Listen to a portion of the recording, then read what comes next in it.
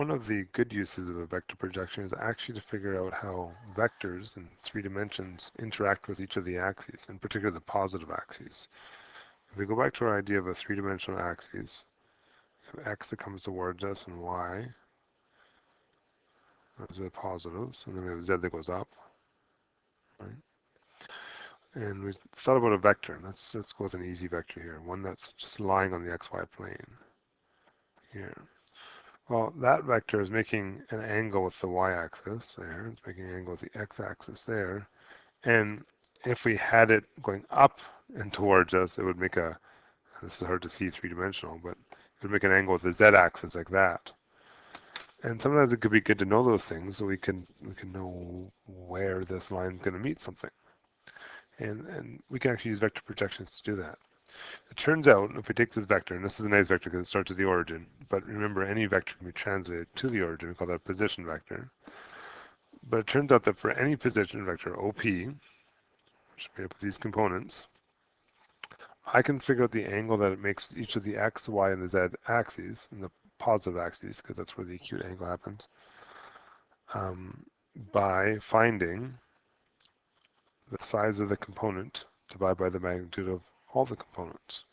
So for example, if I want to find the angle mixed with the x-axis, I can use a, because that's the x component, divided by the magnitude of the entire vector. So root a plus b plus c. If I want to know the y component, I would do the b part, the y component part, out of the same magnitude. If I want to know the z component, I would use the c part.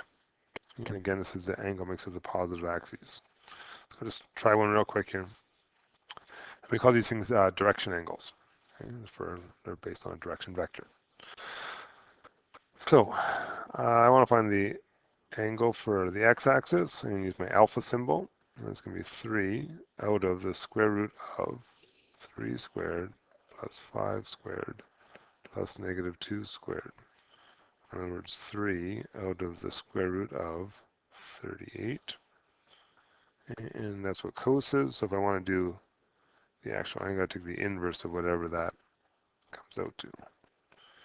If we put that in our calculators, we hopefully end up with 60.9 degrees. And that would be your 60.9 with the x-axis. Okay. Using the alpha symbol, we assume that means the x-axis, just for future reference. If I want to find the y-axis, I do the same thing, but I use beta this time. And it's kind of like a fancy b, which means I need to do the y component. So y over square root of, well, it's the same square root, right? So 5 over 38. And it's the same process. The only number that's changing is the number on the top. And with the y-axis, we're making an angle of 35.8 degrees. And if we did the last one, we're going to use the kappa symbol. So it's sort of like a fancy O. We get negative 2 out of root 38. And the kappa symbol comes out to 108.9 degrees.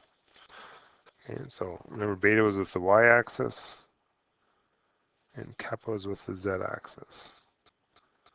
So if I was trying to draw something, 3, 5, negative 2, we know based on our drawing skills, the little ones that we have of those, okay, 3, 5, so come out 3, you'd have to go over 5, and then down 2 would be down here, right?